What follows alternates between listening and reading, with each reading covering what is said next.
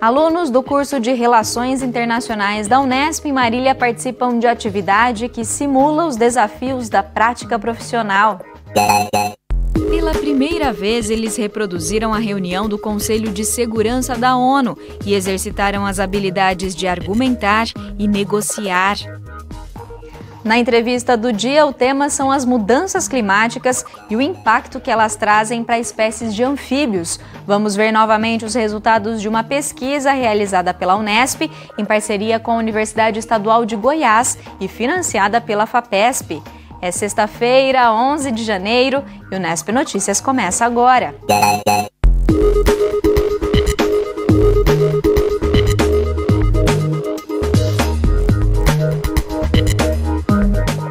Boa noite. Para entender de que maneira temas como direitos humanos são tratados nos órgãos internacionais e como funcionam as reuniões diplomáticas nessas entidades, alunos do curso de Relações Internacionais da Unesp em Marília participam todos os semestres de simulações e eles reproduziram uma reunião do Conselho de Segurança da ONU, um exercício que agrega conhecimento e desenvolve a oratória. Vamos rever. Aos poucos, os alunos vão tomando seus lugares para o início da simulação da reunião do Conselho de Segurança da ONU. Além dos 5 países com cadeira permanente no órgão, como Rússia e França, os estudantes representam outras 10 nações que foram eleitas para um mandato de 2 anos. A reunião tem ainda a presença da Síria, convidada por ser diretamente afetada pelos projetos em votação, e da OPAC, a Organização para a Proibição de Armas Químicas. Na pauta do dia, 2 projetos que pedem o fim do uso de gases venenosos e outros métodos de guerra por parte da Síria.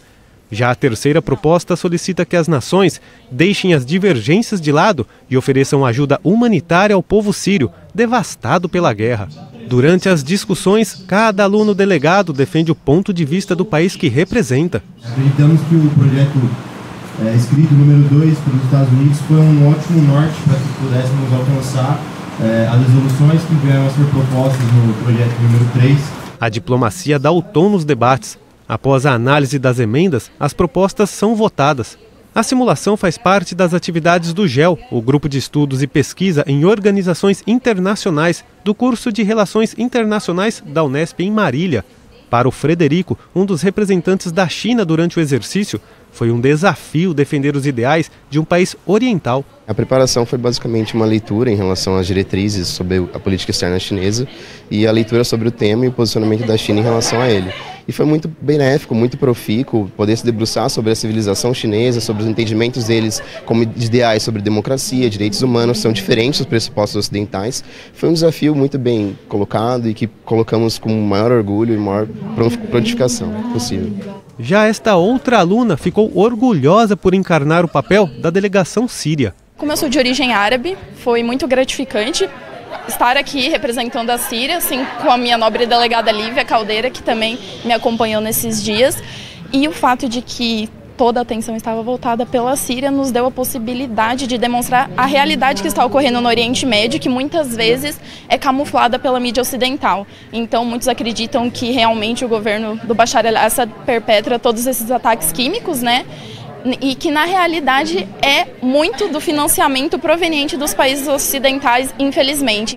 Uma atividade que só aumenta a bagagem cultural e teórica dos alunos. Essa participação, em especial a nossa representação dos Estados Unidos, é muito significativa justamente para entender o posicionamento dos Estados Unidos, né, na política internacional, sua política externa, então principalmente em relação a direitos humanos, direito humanitário e todos os temas que concernem tanto a paz quanto a segurança internacionais. Eu achei que foi uma experiência muito engrandecedora, porque a gente nunca tinha feito, né? A gente costuma fazer da OEA, né? Que é a Organização dos Estados Americanos.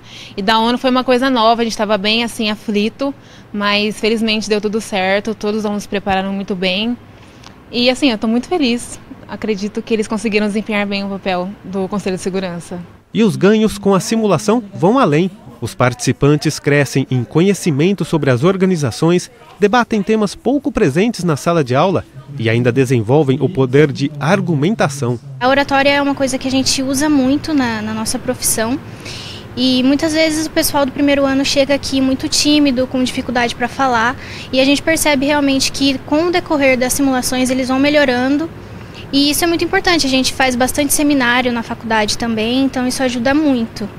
Além disso, também a simulação ajuda em questões de resolução de conflitos, também, que é algo que a gente precisa na nossa vida, né? Não só a profissional, mas também a vida pessoal. Falar para melhorar. Depois da simulação da reunião do Conselho de Segurança da ONU, os alunos do GEL reservam um tempo especial para fazer uma avaliação de como foi toda a dinâmica.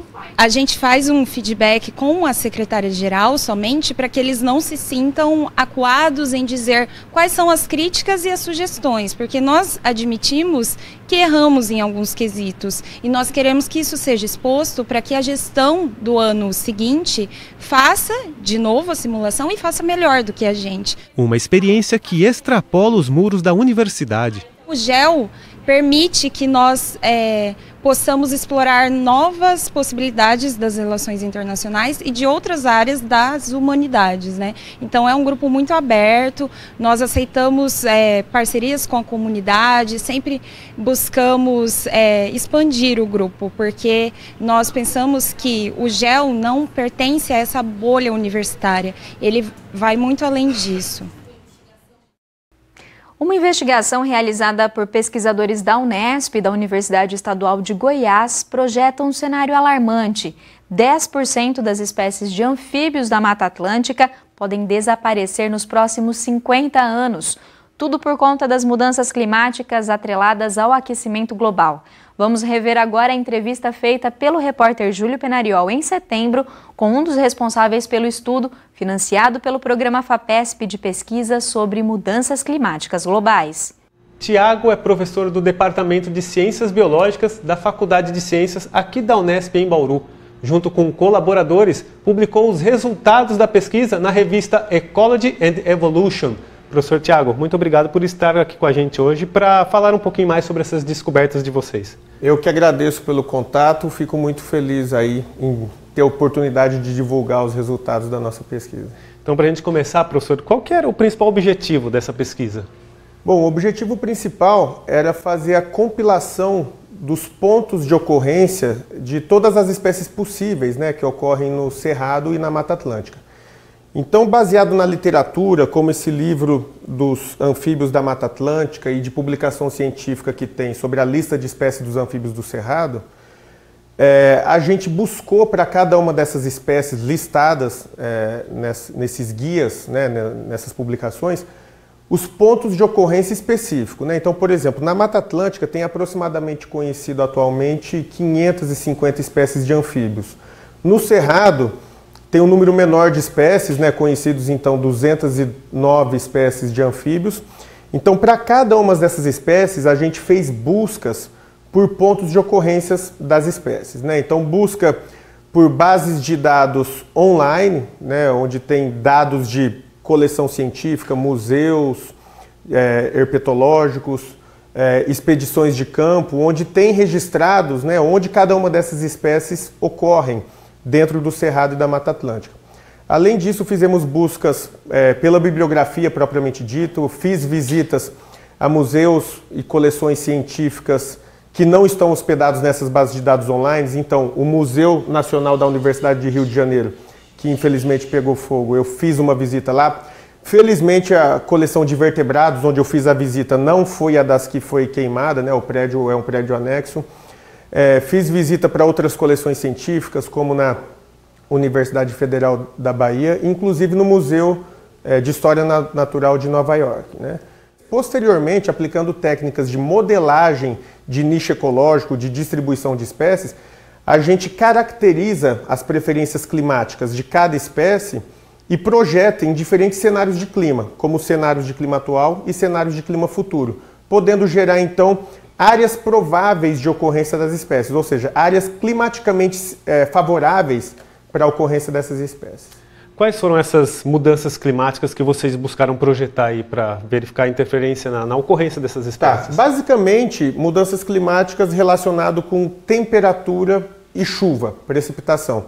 Então, existem diversas bases de dados online, dentre elas institutos de pesquisas meteorológicos da França, do Canadá, dos Estados Unidos, onde eles têm uma projeção de como deve ser o clima, né? Temperatura geral, média de precipitação, em cenários futuros, né, 2050, 2070, por exemplo.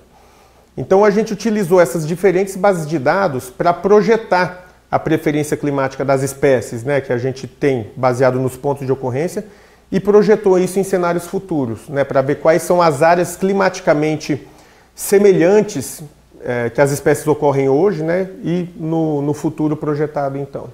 E quais os resultados que vocês obtiveram a partir dessas análises das mudanças climáticas, professor? A gente encontrou que para as espécies da Mata Atlântica, das 350 espécies utilizadas nas análises, 37 espécies mais ou menos, os modelos mostraram para a gente que não terão áreas climaticamente semelhantes iguais às que elas encontram hoje.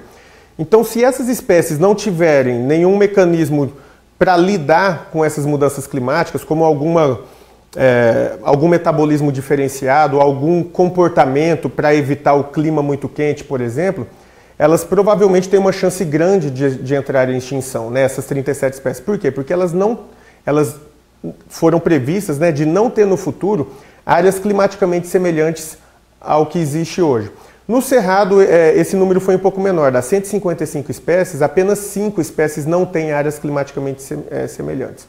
Mas, no entanto, apesar da maioria das espécies não ainda terem, né, previsões de área climaticamente favorável, essas áreas são reduzidas. Então, tem-se a tendência de existir uma redução generalizada das espécies.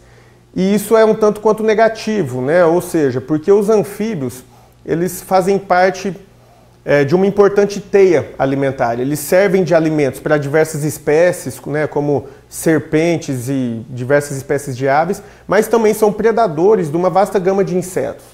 Né? Então, por exemplo, uma redução generalizada de anfíbios pode ocasionar surtos de doenças, como, por exemplo, febre amarela, chikungunya, já que os anfíbios são predadores de diversos insetos vetores dessas doenças, né? É claro, os insetos também devem responder a essas mudanças climáticas, né? Mas tendo essa potencial redistribuição e consequente redução de áreas de vida dos anfíbios, né, pode ocasionar, inclusive, dentre outros fatores, um aumento do número de insetos, por exemplo, pragas em lavoura, o que pode causar prejuízos para os agricultores, né, terem que gastar mais dinheiro com pesticidas, já que os anfíbios que fariam esses serviços gratuitamente, né, têm a previsão de redução generalizada.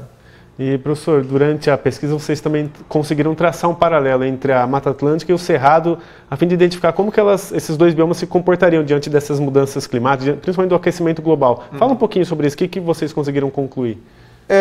Bom, a gente concluiu que, enfim, a situação da Mata Atlântica é uma situação de previsão de perda generalizada de espécies, né?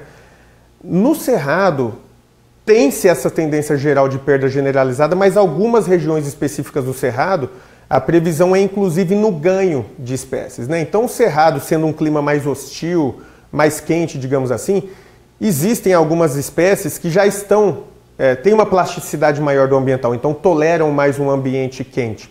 E, no caso, algumas espécies, elas podem inclusive se beneficiar desse clima mais quente. Então, ao invés de haver a redução de áreas de vida, algumas espécies e algumas regiões específicas do Cerrado, como a região norte e nordeste, tem inclusive a previsão de ganho de espécies, que seriam a previsão de expansão de áreas de vida dessas espécies, né? E o que vocês estão projetando de próximos passos dentro dessa investigação toda? O que seria ideal seria conseguir o maior número possível de dados populacionais e de limites de tolerância fisiológico da espécie, porque todas essas modelagens que foram feitas foram baseados apenas no clima, na preferência climática que as espécies têm. Porém, não é só o clima que determina a ocorrência das espécies. Ocorrência com outras espécies, tolerância fisiológica para saber se existiria algum mecanismo comportamental ou mesmo fisiológico das espécies, para a gente implementar nesses modelos climáticos e ter modelagens preditivas mais robustas. Então seria